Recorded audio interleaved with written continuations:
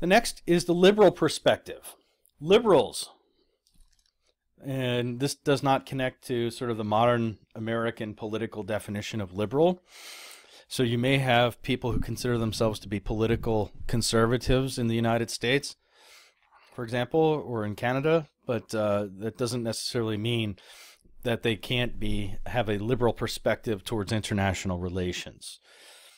Liberal perspective of international relations tries to explain cooperation, compromise, and world order.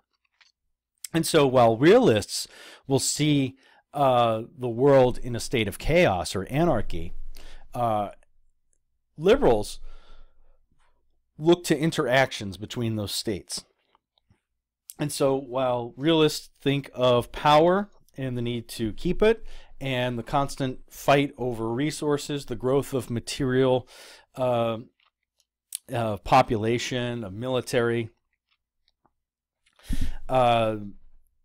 liberals look towards states interacting through diplomacy and negotiation so that you have a community of nations. And they believe that institutions can be made to create a structure and lock in a certain set of interactions. That if you increase interdependence between nations, if you increase interaction between nations, you actually have less hostile and less competitive relations with other countries in terms of military or aggression, and actually increase common interests and goals.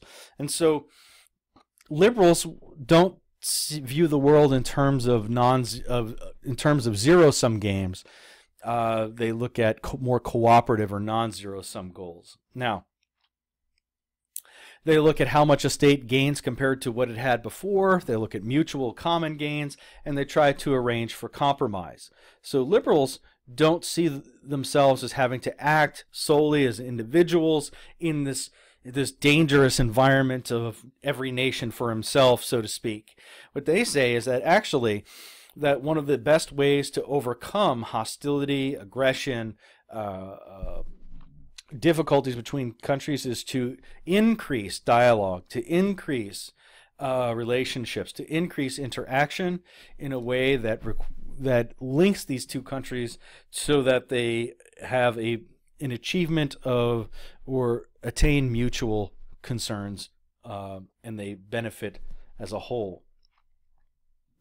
So they believe in reciprocity. So states interact based on the interdependent results produced by their interactions. So in other words, states will act favorably to states that act favorably towards them. So if the United States and Canada act favorably towards one another, they trade a lot, they develop strong, good relations. If Canada is nice to the United States, if the United States treats Canada well, this will continue to build strong, reciprocal, good relations between the two countries. If states are interdependent, meaning they have strong connections to one another, especially economic and social connections. So, for example, if the United States and Canada trade a great deal with one another economically, if they have branches of Canadian companies and branches of American companies in the other countries, they're economically tied together. If they have share a lot of social bonds, Americans and Canadians have families together and things like that. They have strong social connections. It also means this interdependence will decrease hostility between the two countries and increase understanding, which will feed reciprocity so that the states will continue to have good relations with one another. There's also the belief that international institutions, there can be formal ones and informal ones. Informal ones could be treaty meetings. Formal ones could be things like NATO or the United Nations. But meeting one another, or countries that meet one another in these institutions, in these summits or in meetings, and have a regular dialogue, can regularize these interactions. That means they can make them a normal part of the daily process. It also means that these countries will align to the point where they see themselves as relying upon one another to assure the other's security. And that is called collective security. So, one of the interesting ideas in collective security is after World War I, this is one of the grand attempts of the Treaty of Versailles that settled World War I. With the advent of the League of Nations, this was an attempt to end a sort of realist phase of foreign policy where it was power and alliances and go towards collective security, meaning that this international organization could have all states work together to collectively secure each other, so that there wouldn't be the great alliance building, armaments, and misunderstandings of the past, and that there could be some form of international law, not anarchy. So that's how a liberal sort of perceives these things. The chart sort of examining how liberal perspective sees international relations. So you have all states and non-government organizations or NGOs like the Red Cross or like the World Health Organization, other things. They work and participate in common institutions, and they cooperate and they're interdependent. So you see the states here in the blue circles or spheres, and regional organizations and multinational corporations doing business there. So there's all these connections, and these connections increase the relations. So the more points you have between states, and the more likely it is that liberals will say states, say C and F, have a lot in common, a lot of interdependence, and therefore are less likely to be hostile to one another. So this becomes an important part of the liberal perspective. Now, if we're going to go back and think about this prisoner's dilemma game again. So, last time we had we left off, it was the U.S. versus the Soviet Union, disarming and arming, right? Which took the place of player A and player B defecting or cooperating, right? Cooperating's here, defecting was here. So by cooperating, you stayed silent. By defecting, you confessed. And in the nuclear arms world, or the Cold War game, disarmament and armament. Now, realists assume that you play this game once, and you have trust issues. But suppose you had a series of meetings or dialogues between the United States and the Soviet Union in which you were no longer playing this game once. Well, let's say you were playing this game 100 times. And the decision, okay, that was going to really take root was going to be based on the aggregate of your decisions. So let's say you play this 100 times. So let's say it's time one. I'm the U.S. and I'm playing against the Soviet Union.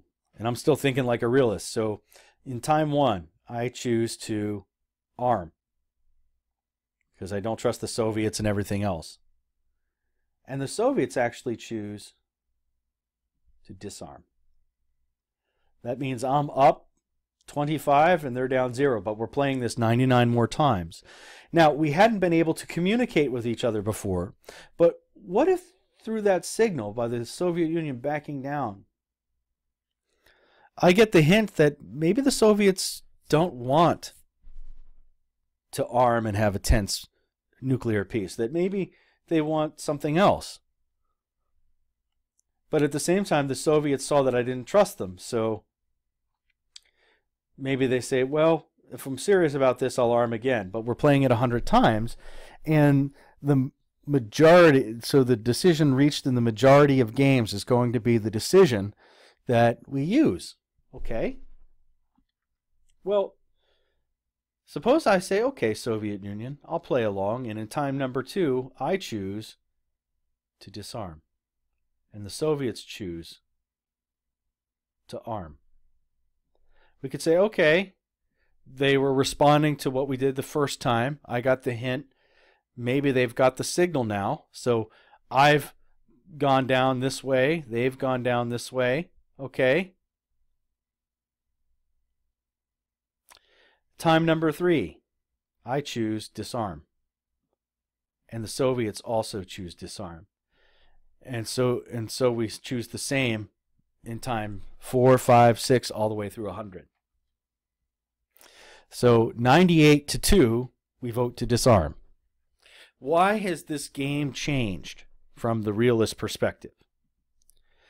Because it means that what we've been able to do by playing the game multiple times is find a way of communicating with each other. So it feeds into the liberal idea that through communication, what we've done is help develop an understanding. And that understanding has led to trust. And because of that, we've both developed a relationship of trust, and ultimately we've decided that disarmament is better than armament. And so we've managed to build this relationship. So by playing it multiple times, we've been able to do that. And I think this is what informs that second game, or the third game we looked at, which is chicken, which becomes the Cuban Missile Crisis. Okay? So in this case, to a liberal, what is important about this?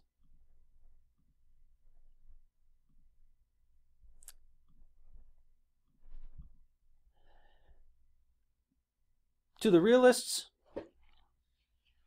they had one view. Okay, we only play this once, but through communication, as we'll find through the communications between Washington and the Soviet Union, what they are able to do is through that communication is come up with an understanding so that not swerving is a bad choice and they don't have to use it. So both decide to swerve in their own way. They understand that and they develop that understanding. So that's how a liberal would see it. And so communications, trade, these things are all important. So one of the things to think about as you see news on, say, American elections right now, one of the theories has been that in the 1920s, the development, just as before World War I, there was the passage of a series of high tariffs, which increased material competition between countries, especially struggling after the First World War, which helped create the Great Depression and created the preconditions of greater competition between countries and ultimately World War II. And so one of the things a liberal would say is, yes, we agree that, in fact, things like tariffs create hostile relations between countries, and so keeping them low or non-existent actually creates trade between these countries and greater interdependence. And with greater interdependence comes the greater possibility of peace. So, a liberal perspective applied in a few situations here.